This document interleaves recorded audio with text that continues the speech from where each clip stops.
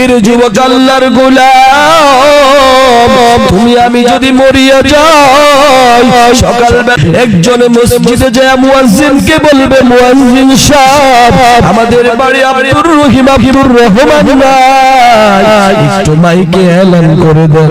এর যুবক আল্লাহর গোলাম, কেউ দেখবে বাঁশ কাটার জন্য দৌড়াবে বাঁশ ছোপে, কেউ আবার কাফনের কাফন আনার জন্য দৌড়াবে, কেউ আবার বড়ই পাতার গরম পানি করার জন্য দৌড়ায়। এই যুবক তাকে দেখবা 2-3 ঘন্টার ভিতরে তোমাকে আমাকে গোসল করাইয়া সাদা কাপড়ের প্যাকেট বানাইয়া ওই মসজিদে পালকিতে চড়াইয়া 4 তাকবীরের সহিত ফরজে কিফায়া জানাজার নামাজ পড়াইয়া ওই 4 জনে খাটিয়া লইয়া ওই বাঁশ বাগানের জঙ্গলে তোমাকে আমাকে নিয়ে যাবে। এর যুবক ওই কঠিন অন্ধকার কবর তাকায়া দেখবা 3 জনে কবরে নামবে, বিসমিল্লাহি ওয়া আলা মিল্লাতি রাসূলিল্লাহ বলে তোমার আমার লাশটা রাখবে। তোমার মাথাটাকে কিবলামুখী দিয়া বাঁশের ছাউনি দিয়া কলা পাতা দিয়া যুবক সাথে সাথে মন মাটি চাপা দিয়া দেখবা সবাই কিন্তু চলে আসবে। এর যুবক ওই বাঁশ বাগান বড় ভয়ঙ্কর, যেখানে দিনের বেলা কেউ যায় না, ভয় লাগে। ও যুবক আল্লাহর গোলাম দিলের কান দিয়া শুনিয়া যাও, তোমাকে আমাকে রেখে কিন্তু সবাই চলে আসবে। ওই দিন কোন নেতা নেতারির সাথে যাবে না, তোমার মা বাবা আত্মীয় স্বজন কেউ সাথে যাবে না। এর যুবক ভাই, এই জন্য সময় থাকতে মাওলার হুকুম মানো, নবীর তরিকায় চলো, এই সারা কোনো উপায় নাই। আল্লাহ তাআলা বলেন মুমিন বান্দার 2 নাম্বার গুণ, ওয়া ইযা তুলিয়াত আলাইহিম আয়াতুহু যাদাতহুম ঈমানা, মুমিন বান্দা কোরআন শুনলে তাদের ঈমান বেড়ে যায়। সুবহানাল্লাহ। ওয়া ইযা তুলিয়াত আলাইহিম আয়াতুহু যাদাতহুম ঈমানা, আল্লাহ বলেন মুমিন বান্দার 2 নাম্বার গুণ হলো কোরআনের আয়াত শুনলে তাদের ঈমান বেড়ে যায়। সুবহানাল্লাহ। এর নবীর উম্মত কোরআনের আয়াত তেলাওয়াত শুনলে যদি ঈমান বাড়ে তাহলে পড়লে তো আরো বেশি বাড়বে। জোরে বলেন ঠিক কিনা? আজকে আমাদের সমাজে অনেক মানুষ আছে এই রকম ভাবে কোরআন নিজে তেলাওয়াত করে না, শুনেও না, আছে না নাই? এ যুবক আল্লাহর গোলাম, দিলের কান দিয়ে শুনিয়া যাও, কোরআন যেরকম তেলাওয়াত শুনলে সওয়াব, কোরআন পড়লে আরো বেশি সওয়াব। আমার মায়ার নবী জানাবেন, মান ক্বারা হারফান মিন কিতাবিল্লাহ ফালাহু হাসানাতু ওয়াল হাসানাতু বিআশরি আমসালিহা, লা আকুলু আলিফ লাম মিম হারফুন ওয়ালাকিন আলিফুন হারফুন ওয়া লামুন হারফুন ওয়া মিমুন হারফুন। মায়ার নবী, কেউ যদি মুহাব্বত নিয়া ভালোবাসা নিয়া কোরআনের একটা হরফ তেলাওয়াত করে, আমার আল্লাহ তার আমলনামায় একটা করে লিখে দিবে। সুবহানাল্লাহ। আবার একটা নেকি শুধু লেখা দিয়া ক্ষান্ত নয়, একটা নেকিকে আবার 10 গুণ বৃদ্ধি করে দিবে। সুবহানাল্লাহ। আল্লাহর নবী জানিয়ে দেন, লা আকুলু আলিফ লাম মিম হারফুন, মায়ার নবী বলেন আমি বলি না আলিফ লাম মিম 3টা মিলে একটা হরফ, লা লা বাল বরং আলিফুন হারফুন ওয়া লামুন হারফুন ওয়া মিমুন হারফুন, বরং আলিফ একটা হরফ, লাম একটা হরফ, মিম একটা হরফ, প্রত্যেকটা হরফের বিনিময় আমার আল্লাহ 10টা করে নেকি লিখে দিবে। সুবহানাল্লাহ। এর যুবক ভাই, এই জন্য কোরআন তেলাওয়াত দরকার আছে, আরো জোরে বলেন আছে। কোরআন তেলাওয়াত করলে সওয়াব আছে।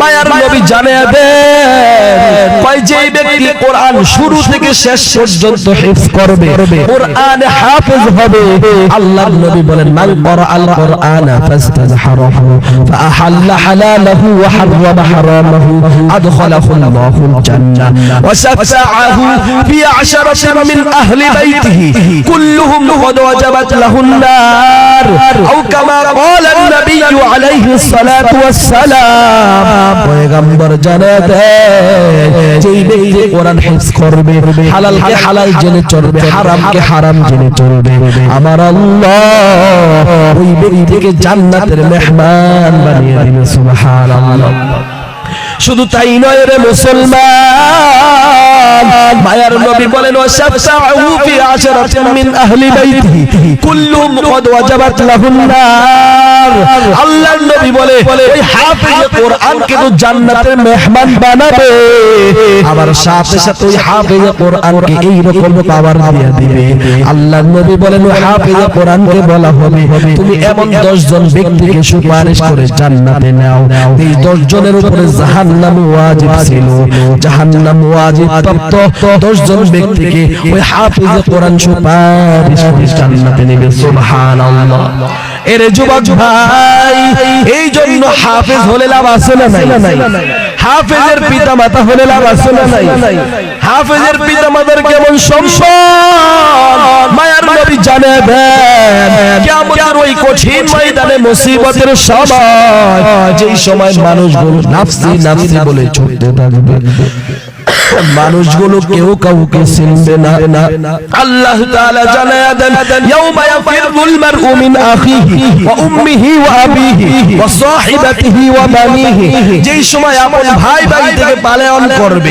মা সন্তান থেকে পালায়ন করবে স্বামী স্ত্রী থেকে পালায়ন করবে স্ত্রী স্বামী থেকে পালায়ন করবে পিতা পুত্র থেকে পালায়ন করবে কেউ কাউকে চিনবে না মায়ার নবী জানায়া দেন ওই কিয়ামতের ওই কঠিন মুহূর্তে ভয়ঙ্কর মুহূর্তে এমন কিছু নারী পুরুষকে এমন কিছু বান্দা বান্দীকে আমার আল্লাহ সমস্ত মানুষের সামনে দাঁড় করায়া নূরের তাজ পরায়া দিবে আল্লাহু আকবার হাসরের মাঠে মানুষগুলা তাকায় তাকায় দেখবে আর আল্লাহকে জিজ্ঞাসা করবে আল্লাহ এই বান্দা বান্দীগুলো কারা আমার আল্লাহ বলবে এই বান্দা বান্দীগুলো হলো ওই সমস্ত বান্দা বান্দী যারা তাদের সন্তানকে দুনিয়া কোরআনে হাফেজ বানাইছে আল্লাহু আকবার এই জন্য সন্তানকে মাদ্রাসা দিলে লাভ আছে না নাই আরো জোরে বলেন লাভ আছে না নাই সন্তানকে হাফেজ বানায় আপনারা জিতছেন না ঠকছেন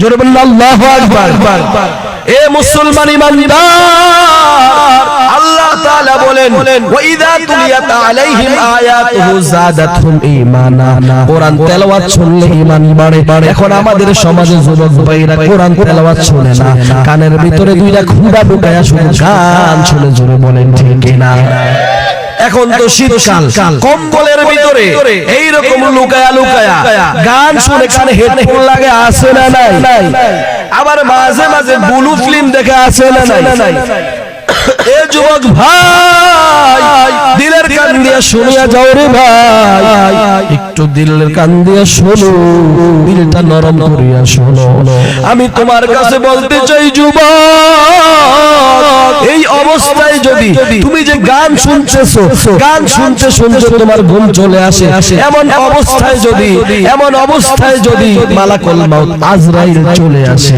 এর যুবক আল্লাহর গোলাম এই অবস্থায় যদি তোমার মৃত্যুবরণ হয় কিয়ামতের ওই কঠিন ময়দানে এই গান শোনা অবস্থায় তোমার কিন্তু উঠতে হবে এই সিনেমা দেখা অবস্থায় তোমার কিন্তু উঠতে হবে হে যুবক আল্লাহর কাছে তুমি কি জবাব দিবা এখন যুবক ভাইকে যদি বলা হয় যুবক ভাই নামাজ পড়ো রোজা রাখো দাঁড়িয়ে রাখো গান ছুঁইলো না যুবক বলে হুজুর আরেকটু বয়স তারপরে নামাজ ধরবো আছে না নাই অনেক যুবক বলে হুজুর এখন তো যুবক মানুষ বিয়া কইরা লই তারপরে নামাজ ধরবে নি আছে না নাই আমি বলতে চাই যুবক জানে বাবে তাকায়া দেখো তোমার মতো কত যুবক হোন্ডা অ্যাক্সিডেন্ট হয়ে মারা যায় কত যুবক ঘুমের ঘরে মারা যায় কত যুবক পানির নিচে ডুবে মারা যায় এর যুবক আল্লাহর গোলাম তুমি আমি যদি মরিয়া যাই সকাল বেলা দেখবা তোমার আমার স্বজনরা কাপড়গুলো বেলে দিয়া কাইটা খুলে ফেলবে একজনে মসজিদে যায় মুয়াজ্জিনকে বলবে মুয়াজ্জিন সাহেব আমাদের বাড়ি আব্দুর রহিম আব্দুর রহমান নাই, একটু মাইকে এলান করে দেন এর যুবক আল্লাহর গোলাম।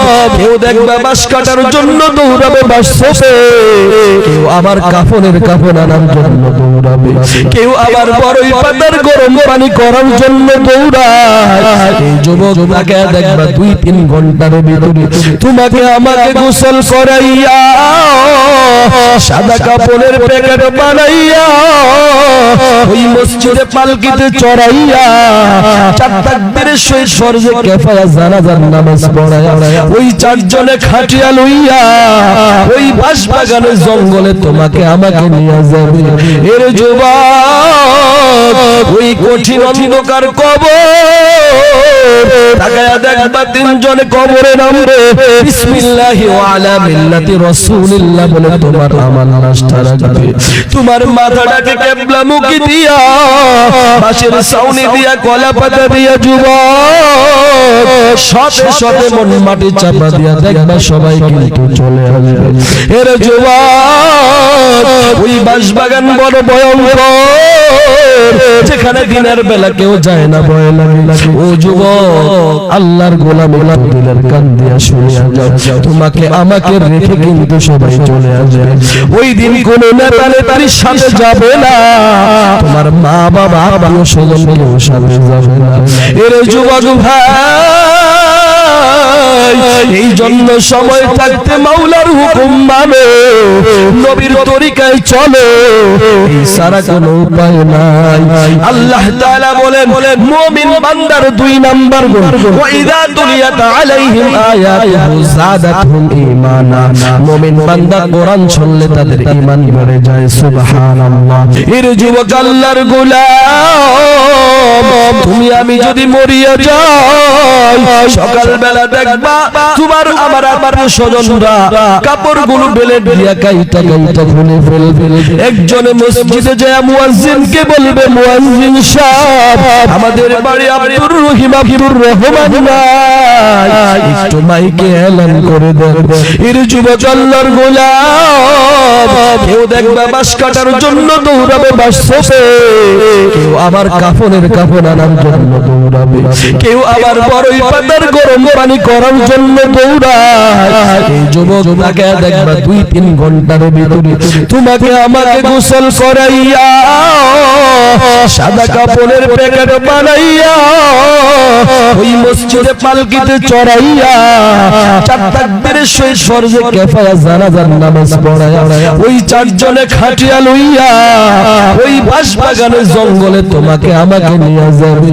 এর যুবক ওই কঠিন অন্ধকার কবর তাকায়া দেখবা 3 জনে কবরে নামবে, বিসমিল্লাহি ওয়া আলা মিল্লাতি রাসূলিল্লাহ বলে তোমার আমার লাশটা রাখবে। তোমার মাথাটাকে কিবলামুখী দিয়া বাঁশের ছাউনি দিয়া কলা পাতা দিয়া যুবক শতে শতে মন মাটি চাপা দিয়া দেখবা সবাই কিন্তু চলে আসবে। এর যুবক ওই বাঁশ বাগান বড় ভয়ঙ্কর, যেখানে দিনের বেলা কেউ যায় না, ভয় লাগে। ও যুবক আল্লাহর গোলাম দিলের কান দিয়া শুনিয়া যাও, তোমাকে আমাকে রেখে কিন্তু সবাই চলে আসবে। ওই দিন কোন নেতা নেতারির সাথে যাবে না, তোমার মা বাবা আত্মীয় স্বজন কেউ সাথে যাবে না। এর যুবক ভাই এই জন্য সময় থাকতে মাওলার হুকুম মানো, নবীর তরিকায় চলো, এই সারা কোনো উপায় নাই। আল্লাহ তাআলা বলেন মুমিন বান্দার 2 নাম্বার গুণ, ওয়া ইযা তুলিয়াত আলাইহিম আয়াতুহু যাদাতহুম ঈমানা, মুমিন বান্দা কোরআন শুনলে তাদের ঈমান বেড়ে যায়। সুবহানাল্লাহ। মুমিন বান্দার 3 নাম্বার গুণ, ওয়া আলা রাব্বিহিম ইয়াতাওয়াক্কালুন, আমার আল্লাহ জানাবেন মুমিন বান্দার 3 নাম্বার গুণ হলো মুমিন বান্দা সর্ব অবস্থায় আল্লাহর উপরে ভরসা করে। জোরে বলেন ঠিক কিনা? সর্ব অবস্থায় ভরসা করবে কার উপরে? আরো জোরে বলেন কার উপরে? আল্লাহ বলেন মুমিন বান্দার 4 নাম্বার গুণ আল্লাযীনা ইউকিমুনাস সালাহ। মুমিন বান্দা দৈনিক 5 ওয়াক্ত নামাজ পড়বে, সালাত কায়েম করবে। জোরে বলেন ঠিক কিনা? এর যুবক আল্লাহর গোলাম, আজকে আমরা এই রকম অনেক যুবক ভাই আছে নামাজ পড়ি না। কয় হুজুর এখন পোলা ভাই মানুষ বয়স হইলে পরে নামাজ পড়বো না। জোরে বলেন ঠিক কিনা? অথচ যুবক বয়সে তুমি যদি নামাজ পড়ো, মায়ার নবী জানিয়ে দেন ও শাফানা শাফি ইবাদাতিল্লাহ, কিয়ামতের ওই কঠিন ময়দানে ভয়ঙ্কর মুহূর্তে যেই সময় আল্লাহর আরশের ছায়া ব্যতীত কোনো ছায়া থাকবে না, মায়ার নবী বলেন যেই যুবক যৌবনকালে ইবাদত করবে ওই যুবককে আমার আল্লাহ আরশে আজিমের নিচে ছায়া দান করবে। সুবহানাল্লাহ। এর যুবক ভাই এই জন্য নামাজ পড়বো নি। এ বৃদ্ধ বাবাজি, অনেক বুড়া বাবাজি এমন আছে পয়সা পয়সা টিভি দেখে, সিনেমা দেখে, বিড়ি খায়, আছে না নাই? এখন কি সময় হয় না? এ বৃদ্ধ বাবাজিরা গো, একটু ডানে বামে তাকায় দেখো একসাথে গত বছর চা খাইছে, এই বছর ও পর্দানিশীল মা গত বছর একসাথে হুকুম দেখছেন, আজকে অনেক বান্ধবী নাই, লাল শাড়ি পরে স্বামীর বাড়িতে আসছো, একদিন কিন্তু গহনা খুইলা, লাল শাড়ি খুইলা, সাদা কাপড়ের প্যাকেট হয়ে কিন্তু ঘর থেকে বের হতে হবে। জোরে বলেন ঠিক না? পর্দানিশীল মা বোনদের সম্পর্কে আল্লাহর নবী বলেন যেই মা, যেই বোন, যেই মহিলা দৈনিক 5 ওয়াক্ত নামাজ পড়বে, স্বামীর ইতাআত করবে, লজ্জাস্থানের হেফাজত করবে, রমজান মাস আসলে রোজা রাখবে, মায়ার নবী জানাবেন এমন মহিলাকে জান্নাতের 8 দরজা দিয়ে আহ্বান করা হবে, বলবে তুমি আসো আমার দরজা দিয়ে প্রবেশ করো। আল্লাহু আকবার। এর যুবক ভাই মুমিন বান্দার 5 নাম্বার গুণ ওয়া মিম্মা রাযাকনাহুম ইউনফিকুন।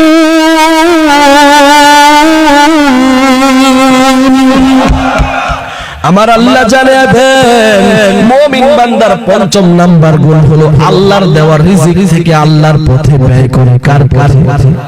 রিজিক দিয়েছেন কে? আর জোরে বলেন বলে রিজিকের মালিক কে? আমার আল্লাহ রিজিক দিয়েছেন। আল্লাহ বলেন আমি আল্লাহ রিজিক দিয়েছি, আমি আল্লাহ ধন সম্পদ দিয়েছি, এই জন্য তুমি ধন সম্পদের মালিক। জোরে বলেন ঠিক কিনা? অনেকে মনে করে সম্পদ আমি উপার্জন করছি, সম্পদ আমার। না না না, আমার আল্লাহ বলেন ওয়া মিম্মা রাযাকনাহুম ইউনফিকুন, আমার দেওয়া সম্পদ আমি আল্লাহর পথে ব্যয় করো। সাহাবায়ে কেরাম আল্লাহর পথে কেমনে ব্যয় করছেন? সিদ্দিক আকবর হযরত আবু বকর রাদিয়াল্লাহু তাআলা আনহু তাবুকের যুদ্ধে মায়ার নবী বলেন ও সাহাবীদের দল, এই তাবুকের যুদ্ধে অনেক সম্পদের প্রয়োজন, তোমাদের কার কি আছে তোমরা যার যা নিয়ে আসো। হযরত সিদ্দিক আকবর আবু বকর বাসায় গেলেন ধন সম্পদ আনার জন্য, ওমরও গেলেন বাসায় আনার জন্য। ওমর কি করলেন? চিন্তা করলেন আজকে আমি আবু বকরকে হারায় আমি ফার্স্ট হয়ে যাব। আল্লাহু আকবার। সাহাবীদের ভিতরে ছিল আমলের প্রতিযোগিতা, আমাদের তো গুনার প্রতিযোগিতা, কিন্তু সাহাবায়ে কেরাম কার থেকে কে বেশি আমল করবেন এই প্রতিযোগিতা ছিল। ওমর চিন্তা করলেন সব সময় আবু বকর আমলে জিতে যায়, আজকে আমি জিতে যাব। ওমর বাসায় গিয়া তার যত সম্পদ আছে সমস্ত সম্পদগুলো দুইটা ভাগ কইরা এক ভাগ আল্লাহর নবীর দরবারে নিয়ে আসছে, ওই দিক দিয়ে আবু বকর বাসায় গিয়া সম্পদ যা আছে সবকিছু একটি গাট্টি বানায় সব নবীর দরবারে নিয়ে আসছে। নবীর দরবারে আনার পর মায়ার নবী বলতেছেন ওমর তুমি কি নিয়ে আসছো এটা বলে না, বলে ওমর তুমি তোমার বাসায় কি রেখে আসছো। আল্লাহর নবী যদি বলতেন কি নিয়ে আসছো, আবু বকরকে বলতেন কি নিয়ে আসছো, তাহলে কি নিয়ে আসছো তুলনামূলক আবু বকরের সবচাইতে ওমরের অর্ধেক বেশি হয়ে যাইত। এই জন্য মায়ার নবী কথাটা একটু ঘুরে বলছেন, বলতেছেন ওমর তুমি তোমার ঘরে কি রেখে আসছো? ওমর বলতেছে মায়ার নবী আমার সব সম্পদকে আমি দুইটা ভাগ করে অর্ধেক নিয়ে আসছি, অর্ধেক রেখে আসছি। আবার আবু বকরকে জিজ্ঞাসা করতেছি আবু বকর তুমি তোমার বাড়িতে কি রেখে আসছো? আবু বকর চোখের পানি রাখতে পারলেন না, জার জার কইরা কাইন্দা দিয়া বলতেছে মায়ার নবী গো আল্লাহর নবী আমি আমার ঘরে আমার আল্লাহর নবীকে রেখে আমার সব কিছু নিয়ে আসছি। তাফসীর ইবনে আজিজের মধ্যে আসছে আম্মা জান আয়েশা সিদ্দিকা রাদিয়াল্লাহু তাআলা আনহু বলেন আমার আব্বা ওই দিন দেখি বেড়ার দিকে টর্চ লাইট মাইরা বেড়ার চেপার মধ্যে কি জানি খুঁজতেছে। আমি বললাম আব্বা আপনি চেপার মধ্যে কি তালাশ করে? আবার উত্তর দিলেন মা মায়ার নবী বলছে সব কিছু নিয়ে যাইতে। আমি তালাশ করি বেড়ার ভিতরে একটি সুই রাখি, ওই সুইটা কি থেকে যায় না। এরে নবীর উম্মত আবু বকর বলতেছে রাসূল আমার ঘরে যা ছিল আমি সব নিয়ে আল্লাহর নবীকে নিয়ে আসি। আল্লাহু আকবার। আল্লাহর নবীর চোখ দিয়া পানি এমন মুহূর্তে আমার আল্লাহ জিবরাইলকে পাঠা দিছো, জিবরাইল যাও মায়ার নবীকে জানিয়ে দাও আমি আল্লাহর পক্ষ থেকে আবু বকরের সালাম। আল্লাহু আকবার। এর নবীর উম্মত কিতাবের মধ্যে আসছে আমার আল্লাহ সরাসরি আসমান থেকে দুইজন ব্যক্তিকে সালাম প্রদান করেছে। এর ভিতরে একজন হইল আবু বকর আর একজন হইল আম্মা জান খাদিজা রাদিয়াল্লাহু তাআলা আনহা। দুইজনকে সালাম কোন সময় দিবেন কিতাবের মধ্যে আসছে ওই সময় দিবেন যেই সময় তারা তাদের সব সম্পদ আল্লাহর রাস্তায় ব্যয় করছে। আল্লাহু আকবার। তার মানে আল্লাহর রাস্তায় ব্যয় করলে খুশি হয় কি? আরো জোরে বলেন আপনারা সবাই আল্লাহর রাস্তায় ব্যয় করতে রাজি আছেন? আল্লাহ বলেন মুমিন বান্দার পঞ্চম গুণ হলো ওয়া মিম্মা রাযাকনাহুম ইউনফিকুন।